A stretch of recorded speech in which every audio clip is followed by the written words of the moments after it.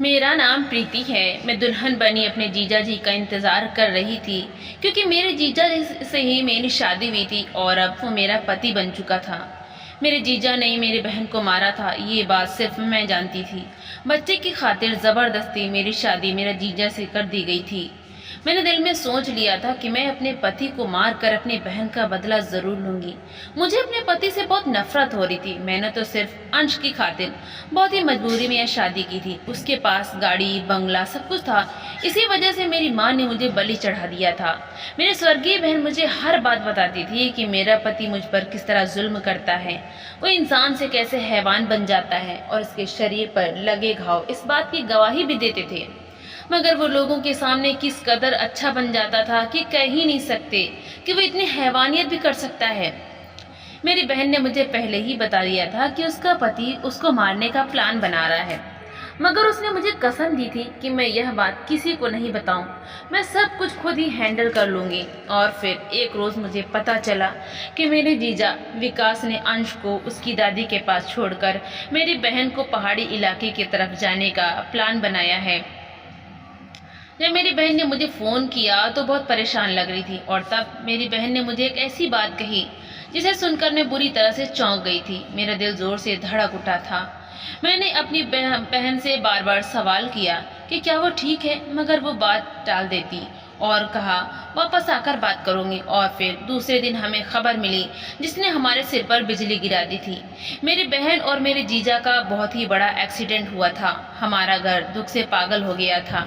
मेरे जीजा की बात ने हमारे होश उड़ा दिए थे। उन्होंने बताया कि हादसे में जब मेरी बहन पहाड़ों से नीचे गिरी तो उसकी लाश अब तक नहीं मिली है। हम बुरी तरह रोने लगे थे। मेरी प्यारी बहन मुझे हमेशा के लिए छोड़कर इस दुनिया से चली गई थी, और किस्मत का खेल देखो, मुझे अपनी बहन का आखिरी चेहरा देखने का नसीब नहीं हुआ था। मेरा दिमाग इसी बात को सोच सोच कर पागल हो रहा था। मुझे लगता था कि वहाँ पहाड़ों पर अकेली पड़ी होगी और हम घर में मजे से बैठे हैं। मेरे जीजा लौट कर आए तो हमने देखा कि उनको भी थोड़ी बहुत चोटें आई थी। एकदम से मुझे ख्याल आया कि मेरी बहन जाते हुए खुश होने के बजाय परेशान थी, और वो मुझसे कह रही थी कि शिवानी, प्रीति, आज अगर मुझे कुछ हो जाए तो तुम मेरे अंश का ख्याल रखना और उसे कभी अकेला मत छोड़ना। अब मैं अपने जीजा को शक भरी नज़रों से देख रही थी। ऐसा कैसे मुमकिन था कि इस हादसे में विकास को सिर्फ थोड़ी बहुत चोटें आए और मेरी बहन की जान चली जाए। मेरा दिल इस बात को मानने के लिए बिल्कुल भी तैयार नहीं था। जरूर विकास ने मेरी बहन को मारा होगा, लेकिन मेरे घर वालों ने विकास को दिलासा दी और उससे कोई सवाल नहीं किया। जब लोगों ने मेरे घर वालों से सवाल पूछे तो मेरे घर वालों ने भी विकास की कही हुई बात दोहरा दी थी। मुझे हैरानी थी कि मेरे अलावा किसी ने इस बात को नहीं सोचा था। हादसा तो दोनों के साथ हुआ था, मगर सिर्फ मेरी बहन ही क्यों मौत हो गई। मुझे लग रहा था यह मेरी बहन को मारने की सोची समझी साजिश थी, वरना पहले तो हर बार जंगल की सैर करने के लिए जाते हुए मेरी बहन और जीजा हमेशा अंश को भी अपने साथ लेकर जाते थे। मगर इस बार वो पहले से ही अंश को उसकी दादी के पास छोड़कर गए थे। जब मैंने अपने शक के बारे में अपने घर वालों से बात की तो मुझे गुस्से से डांटने लगे थे और बोले कि तुमने अपनी बहन की मौत का कुछ ज़्यादा ही सदमा ले लिया है, इसीलिए इधर उधर की बातें तुम्हारे दिमाग में आने लगी हैं और अपने जीजा जैसे शरीफ इंसान पर इल्ज़ाम लगा रही हो। मैंने घर वालों की बात पर उनके सामने तो खामोशी पकड़ ली थी, मगर मेरे जीजा शार्दुल हमारे घर आए तो मौका देखते ही मैं उनके सर पर पहुंच गई थी और उनसे सवाल किया कि एक्सीडेंट तो आप दोनों का हुआ, फिर आपको इतने कम चोटें कैसे आई हैं। मैं एकदम से विकास से ऐसी बात की जिसे सुनकर उनको झटका लगा था और वो इधर उधर देखने लगे। मैंने कहा कि वो मुझसे कुछ नहीं छुपा सकती, क्योंकि मेरी बहन ने जाने से पहले ही मुझे सब सच बता दिया था। मैंने महसूस किया था कि मेरी बात पर विकास की शक्ल पर जो एक्सप्रेशन आए थे वो कुछ मुजरिम वाले थे। फिर विकास संभल कर मुझसे बोले कि अगर तुम जानती हो तो फिर और भी अच्छी बात है, मगर सच्चाई किसी को बताओगी तो कौन विश्वास करेगा, इसलिए खामोश रहो और मुझसे सवाल मत करो। विकास की दिलेरी पर फटी फटी आंखों से उन्हें देख रही थी। अब विकास ने हमारे घर आना बंद कर दिया और अंश को भी कुछ दिन के बाद हमारे घर से ले गए थे। हमारे घर में भी सबको मेरी बहन की मौत पर सब्र आ चुका था, मगर मेरे दिमाग से मेरी बहन नहीं जा रही थी। विकास के शब्द मुझे बहुत ज़्यादा तकलीफ पहुंचा रहे थे। वो अपना जुर्म स्वीकार कर चुके थे, मगर साथ ही वो यह भी कह रहे थे कि मैं किसी को नहीं बता सकती और कोई भी मेरी बात पर विश्वास नहीं करेगा। वो ठीक ही कह रहे थे, क्योंकि घर में किसी को मेरी बात पर विश्वास नहीं था और सब विकास पर अंधविश्वास करते थे। हद तो तब हुई जब पूरे 1 महीने के बाद मेरे माँ बाप ने फैसला किया कि मेरी शादी मेरे जीजा के साथ कर दी जाए। मैं तो यह सुनकर मेरे पैरों तले से जमीन निकल गई थी। मैं ऐसे इंसान के साथ कभी जिंदगी नहीं गुजार सकती थी जो मेरी सगी बहन का कातिल था और जिसके साथ मेरी बहन ने रो रो कर जिंदगी को गुजारा हो। और मेरी बहन ने मुझे बताया था कि विकास को एक बीमारी थी, उसकी वजह से मेरा शादी करना मेरे लिए एक अलग इम्तिहान था। मगर मेरा छोटा सा 4 साल का भांजा अब बीमार रहने लगा था और मेरे माता पिता चाहते थे कि इसे घर में अच्छा माहौल मिले, माँ का प्यार मिले। सबकी जिद थी कि विकास के साथ मेरी शादी हो जाए, क्योंकि अंश को माँ जैसा प्यार सिर्फ मैं ही दे सकती थी। मैंने अपने मम्मी पापा से बात करने की कोशिश की और समझाया कि मैं अंश को यहाँ घर पर बैठकर भी पाल सकती हूँ, मगर विकास अंश को खुद से दूर करने को तैयार नहीं थे। मेरे घर वालों ने मुझ पर दबाव डालकर मेरी शादी विकास के साथ करवा ही दी और मैं विदा होकर उनके आलीशान घर में पहुंच गई थी। मुझे डर था कि मेरी जिंदगी भी मेरी बहन जैसी होगी और मेरा अंजाम भी दर्दनाक मौत है। मुझे रोना आ रहा था, क्योंकि मेरे घर वाले विकास की असलियत से जानकर न होने की वजह से पहले ही एक बेटी को गंवा चुकी थी और अब दूसरी बेटी भी दे बैठे थे। मैं दुल्हन बने विकास के कमरे में बैठी रो रही थी। अंश मुझे माँ के रूप में देखकर खुश था और इसी खुशी में मेरे पास ही सो गया था। विकास जब कमरे में दाखिल हुआ तो अंश को मेरे पास सोते देखा तो थोड़ी देर तक अंश के सर पर हाथ फेरते रहे। फिर वो अंश को गोद में उठाकर उसके कमरे में सुलाने ले गए थे। मेरा दिल डर से धड़क रहा था और मेरा दिल चाहा कि मैं यहाँ से भागकर किसी सुरक्षित जगह पर छुप जाऊं, जहां विकास की नजर कभी मुझ पर न पड़ सके। डर के साथ साथ मुझे विकास से सख्त नफरत महसूस हो रही थी, क्योंकि वो मेरी बहन का कातिल था। मैं उसे पति के रूप में कैसे स्वीकार कर सकती थी, मगर मैं मजबूर थी। अब मुझे यहीं रहना था। अंश की खातिर उसके बाप की हर बात भी माननी थी, क्योंकि मेरी माँ ने मुझे समझाकर भेजा था कि अगर मैंने अपने पति की बात नहीं मानी या उसकी इज्जत नहीं की तो मेरे घर का माहौल खराब होगा। साथ ही मेरी दीदी ने भी मरने से पहले मुझसे वादा लिया था कि अगर उन्हें कुछ हो जाता है तो तुम अंश का ख्याल रखना।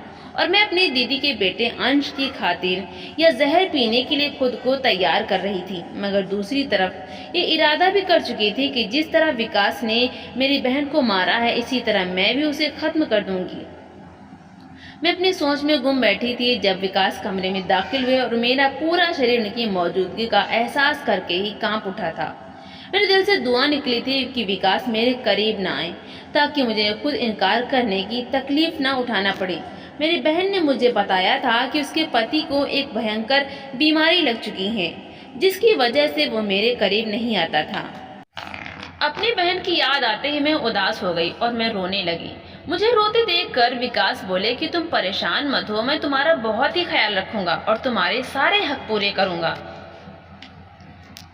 बस बदले में मुझे अंश बिल्कुल ठीक चाहिए। तुम उसे माँ का प्यार देना, उसकी परवरिश एक अच्छी माँ बनकर करना, जिससे कि मेरे बेटे को माँ की कमी का एहसास ना हो। मैं अपने पति को देख रही थी। मैं कहना चाहती थी कि अगर इस इंसान को अपने बच्चे की इतनी ही परवाह थी तो उसने अपनी वफादार और मासूम पत्नी को क्यों मारा? उसने मासूम बच्चे से उसकी माँ छीनी ही क्यों? और आज उसे यह डर सता रहा था कि कहीं मेरे बच्चे में माँ की कमी की वजह से हीन भावना ना आ जाए।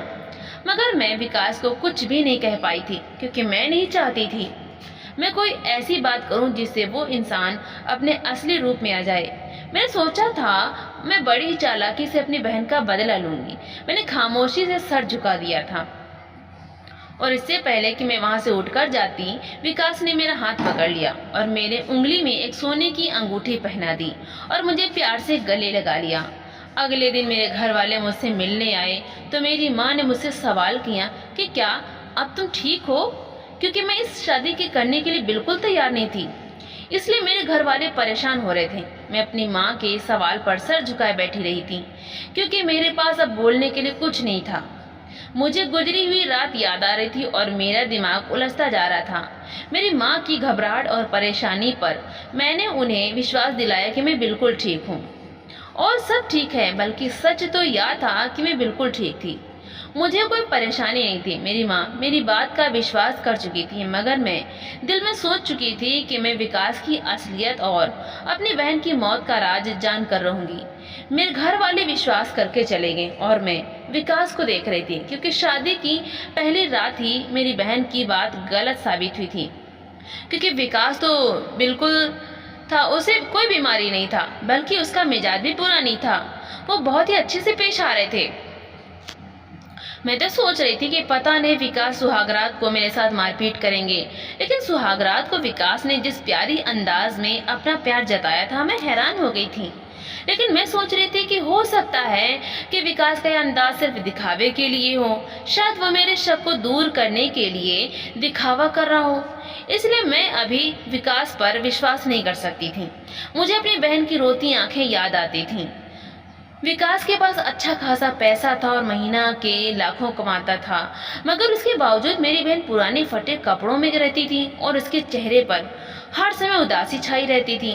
अंश के बाद विकास ने मेरी बहन को बिल्कुल नौकरानी बनाकर रख दिया था।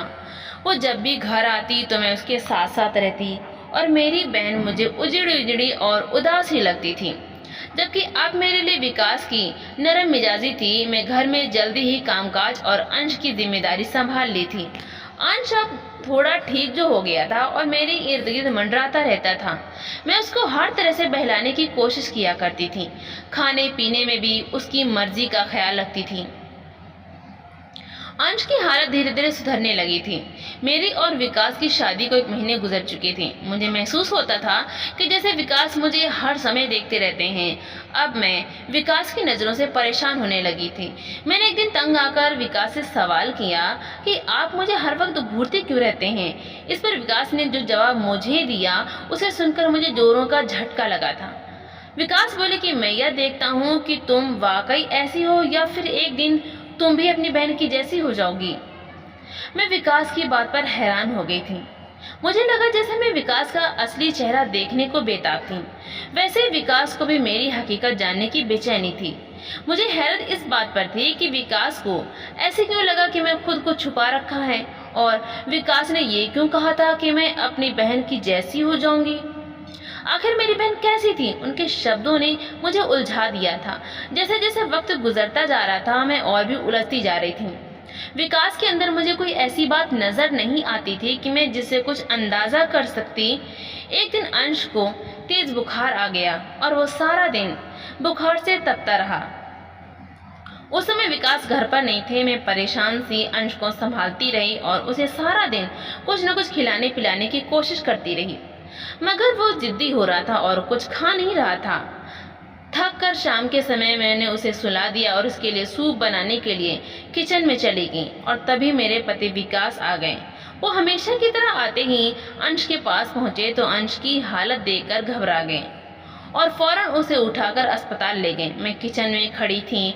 जब मैंने निकलकर देखा तो अंश गायब था और नौकर ने बताया कि मालिक उसे अस्पताल लेकर गए हैं। मैंने रात के लिए खाना बनाकर रखा और अंश और विकास का इंतजार करने लगी। रात के समय जब अंश की हालत ठीक हो गई तो विकास उसे घर लेकर आया। मुझे देखा तो बोले कि मैं तुम्हारी हर ज़रूरत पूरी करता हूँ, कुछ भी चाहिए मुझसे बोलो, मैं वो लाकर दूंगा, लेकिन बस तुमसे हाथ जोड़कर विनती है कि अंश की तरफ से लापरवाही मत करना। मुझे यह बात सहन नहीं होगी। विकास की बात पर मैं हैरान हो गई। पहली बार मैंने अपने दिल में उनके लिए मौजूद नफरत और गुस्से को जाहिर किया और बहुत ही गुस्से से बोली कि अगर बच्चे की इतनी ही चिंता थी तो उसे उसकी माँ से दूर क्यों किया। मेरी बात पर विकास ने मुझे कोई जवाब नहीं दिया, कमरे से निकल गए। मैंने सर झटका अंश को सूप पिलाया, उसे सीने से लगाकर सुलाने लगी। मेरा दिल बुरी तरह से रो रहा था। मुझे अपनी बहन याद आने लगी जो सारा समय अपने बच्चों के साथ लगी रहती थी, मगर फिर भी पता नहीं क्यों अंश उससे दूर दूर रहता था। मुझे आज समझ आ रहा था ऐसा क्यों हुआ था, क्योंकि उसका बाप उसके दिल में नफरत पैदा करता था और अपनी जिम्मेदारी पूरी करके यही जताता था कि बस उसे ही अंश की चिंता है और किसी को नहीं। मुझे विकास दिमागी मरीज लगने लगा था। मैंने पूरा दिन अंश के साथ गुजारा था और फिर भी विकास ने ऐसी बात कही कि जैसे मुझे अंश की परवाह नहीं है, सिर्फ उसे ही अंश की परवाह है। जबकि मैं विकास की असलियत जानती थी कि उसने ही अंश को उसकी माँ से दूर कर दिया था। मैं कितने दिन तक अंश के साथ लगी रही और उसका ख्याल रखती रही, मगर मैं अपना गुस्सा और नाराजगी अपने पति पर जाहिर की और उनके कमरे में नहीं गई। मैं अपने पति का खाना पीना और बाकी सब जिम्मेदारियां पूरी कर रही थी, मगर उनके कमरे में नहीं जाती थी। इस बात का विकास पर यह असर हुआ कि वो एक दिन मेरे पास आए और बोले, शिवानी, मैं तुम्हें कहीं लेकर जाना चाहता हूँ। मैं शक की नज़रों से विकास की तरफ देखने लगी, मगर वो मुझे तैयार होने का बोलकर अंश के पास चले गए। मैं भी तैयार हो ही रही थी कि अंश मेरे गले में बाहें डालकर बोला, माँ, आप कहाँ जा रही हो? और मेरे पति ने उसे जो बात कही वो मेरे रोंगटे खड़े कर गई। वो अंश से कह रहे थे कि आओ, तुम्हें तुम्हारी दादी के पास छोड़कर आता हूँ, फिर मुझे तुम्हारी माँ को डॉक्टर के पास लेकर जाना है क्योंकि उनकी तबीयत ठीक नहीं है। मैं यह सुनकर हक्का बक्का रह गई थी। अंश के वहां से जाने पर मैंने विकास से सवाल किया कि मैं बिल्कुल ठीक हूँ, फिर आप मुझे डॉक्टर के पास लेकर क्यों जाना चाहते हैं? इस पर विकास बोले कि मैंने अंश को सिर्फ बहलाने के लिए यह कहा था। दरअसल हम जहाँ जा रहे हैं वहाँ बच्चे नहीं जा सकते। इतना बोलकर विकास अंश को उसकी दादी के घर ले गए और मैं डरी डरी सी खड़ी रह गई थी। मुझे याद आया कि मेरी बहन को भी विकास ऐसे ही अकेले लेकर गए थे और फिर मार दिया था। मैं डरी हुई थी और मेरे पति मुझे जबरदस्ती गाड़ी में बिठाकर अपने साथ ले गए। मैंने सोचा कि अगर मेरे पति ने मुझे मारने की कोशिश की तो मैं उनसे अपनी जिंदगी की भीख नहीं मांगूंगी, बल्कि उनसे लड़ूंगी और उनसे अपनी बहन का बदला जरूर लूंगी। मेरे अंदर खून खौल रहा था। मेरा पति मुझे पहाड़ी इलाके की तरफ ले गया था। मुझे लगा था कि मेरा पति अब मुझसे तंग आ चुका है, इसीलिए अब वो मुझसे पीछा छुड़ाना चाहता है, जैसे उसने मेरी बहन से पीछा छुड़ाया था। एक जगह पहुंचकर उसने गाड़ी रोकी और मुझे गाड़ी से निकलने को कहा। मैं चुपचाप गाड़ी से निकल गई थी और आगे आने वाले हालात के लिए खुद को तैयार कर रही थी। फिर वो मुझे लेकर एक कच्ची गली में आगे बढ़ गया। मैं डरी हुई सी अपने पति के साथ चल रही थी और तब वो एक छोटी से घर के आगे रुके और उस घर का दरवाज़ा खटखटाने लगे। मैं हैरान सी अपने पति को देख रही थी जब उस घर से एक जवान लड़का बाहर निकला। वो मेरे पति को इस तरह अचानक देखकर परेशान हो गया था। मेरे पति ने नज़रअंदाज किया, मेरा हाथ पकड़ा और उसे घर के अंदर चले गए। सामने चारपाई पर एक औरत पीठ किए हुए लेटी थी। आवाज़ पर उसने पलटकर देखा तो मेरे सर पर जैसे पहाड़ टूट पड़े थे, क्योंकि वो कोई और नहीं बल्कि मेरी बहन थी। मेरी बहन मुझे अपने सामने देखकर घबरा गई थी। फिर मेरे पति ने मुझे जो सच्चाई बताई उसे सुनकर मेरे होश उड़ गए थे। मेरे पति ने बताया कि मैंने इस लड़के विजय को अपने घर का राशन वगैरह लाने के लिए रखा हुआ था, मगर कुछ समय बाद मुझे पता चला कि तुम्हारी बहन को इस लड़के से मोहब्बत हो गई है और यह दोनों मेरी पीठ पीछे मुझे धोखा दे रहे थे और अब यह दोनों शादी करना चाहते थे और तुम्हारी बहन अंश से भी दूर हो गई थी। उसका बिल्कुल ध्यान नहीं रखती थी। जरा सी बात पर उसे डांटना और मारना इसकी आदत बन चुकी थी और जब अंश को अपनी माँ का प्यार नहीं मिला तो वो अपनी माँ से दूर दूर रहने लगा था। तुम्हारी बहन ने खुद को मेरे लिए सजना संवारना छोड़ दिया था। खुद को उजड़ी हुई हालत में रखती, कहती कि मुझे तुमसे प्यार ही नहीं है तो तुम्हारे लिए क्यों सजूं, बल्कि तुम्हारी बहन ने तो यहाँ तक कह दिया था कि मुझे तलाक दे दो। मैं विजय से शादी करना चाहती हूँ। मैंने उसे बहुत समझाया कि हमारा एक बेटा है, उसके बारे में तो सोचो, वो तुम्हारे बिना कैसे रहेगा। लेकिन उसने कहा कि वो तुम्हारा भी बेटा है और इसकी जिम्मेदारी तुम उठाओगी। मुझे अपनी ज़िंदगी अपनी मर्जी से गुजारनी है। मैं अंश की खातिर तुम्हारी बहन को सही रास्ते पर लाना चाहता था, लेकिन तुम्हारी बहन ने तो जैसे कसम खा रखी थी मुझे तलाक लेने की और विजय से शादी करने की। एक बार जब मैं घर आया तो मैंने देखा यह अंश को बुरी तरह मार रही थी। मुझे बहुत गुस्सा आ गया और गुस्से में आकर मैंने इसे मारा भी था, मगर बाद में मैंने इसे माफ़ी भी मांगी थी। लेकिन एक दिन मुझे तुम्हारी बहन से सख्त नफरत हो गई, उससे घिन आने लगी थी। जब मैं ऑफिस से वापस आया तो मैंने इसे विजय की बाहों में देखा था। ऐसा कौन मर्द होगा जो अपनी पत्नी को किसी गैर मर्द की बाहों में देखे और आंखें बंद कर ले। मैंने यह बात तुम्हारे माँ बाप को भी बता दी थी, मगर वो बोले कि ऐसी बेटी हमारे लिए मर चुकी है, आप चाहे उसके साथ जो मर्जी करो।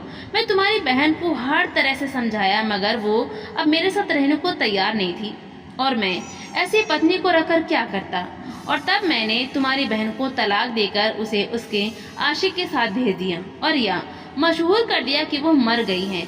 हकीकत क्या है तुम्हारे माता पिता जानते हैं और इसीलिए उन्होंने तुम्हारे साथ मेरी शादी कर दी और तुम्हें विश्वास दिलाया कि तुम मेरे साथ ऐसा कुछ नहीं करोगी। सच्चाई सुनकर मैं अपनी बहन को देखा तो वो शर्मिंदा सी सर झुकाए खड़ी थी। मुझे अपनी सोच और उसके लिए आंसुओं पर शर्मिंदगी होने लगी थी। मेरी बहन ने अपने पति से तलाक लेने के लिए मुझसे कितने झूठ बोले थे, कितना बदनाम किया था उसने अपने पति को, और मैं भी बहन की खातिर अपने पति को मारने चली थी। मैंने भरी हुई आंखों से अपने महान पति को देखा था, जिस इंसान ने आज तक दुनिया वालों को मेरी बहन की असलियत नहीं बताई थी। अगर वो इस सच्चाई को दुनिया वालों को बता देता तो मेरे माता पिता की इज्जत मिट्टी में मिल जाती। उसने तो मुझे भी मोहब्बत और इज्जत दी थी। मैंने अपनी बहन से कहा कि आज तो मेरे लिए सच में मर गई हो। मेरी बहन मुझसे बहुत शर्मिंदा थी। वो मुझसे और मेरे पति से माफी मांग रही थी मगर हम दोनों ने उसे कोई जवाब दिए बगैर घर आ गए थे। हकीकत जानने के बाद मैं अपने पति और अपने बच्चे अंश के साथ खुशी खुशी रहने लगी थी। मैंने अपने पति से माफी मांगी। मैं तुम्हें अपनी बहन का कातिल समझती रही। मेरे पति ने भी मुझे माफ कर दिया मगर मुझसे वादा लिया था कि मैं कभी उनसे बेवफाई ना करूं। मैंने उन्हें विश्वास दिलाया क्योंकि हर औरत एक जैसी नहीं होती। मेरी बहन माँ होकर भी अपने बच्चों को छोड़ गई थी और मैंने अंश को जन्म नहीं दिया था, फिर भी उसे माँ की मोहब्बत दी थी और आज अपने पति के साथ एक खुशहाल जिंदगी गुजार रही हूँ। मेरा पति मुझसे बहुत मोहब्बत करता है। मैंने 2 साल के बाद एक बेटी को जन्म दिया। मैंने एक प्यारी सी बेटी को जन्म दिया और हमारा परिवार पूरा हो गया। मेरा पति और मेरे दोनों बच्चे मेरी पूरी दुनिया है। दोस्तों, अगर आपको यह वीडियो पसंद आया हो तो वीडियो को लाइक और चैनल को सब्सक्राइब ज़रूर करें और हाँ, नोटिफिकेशन बेल को ज़रूर दबाएं ताकि हर अगली आने वाली अपडेट सबसे पहले आपको मिले। तो मिलते हैं अगली नई कहानी के साथ। धन्यवाद।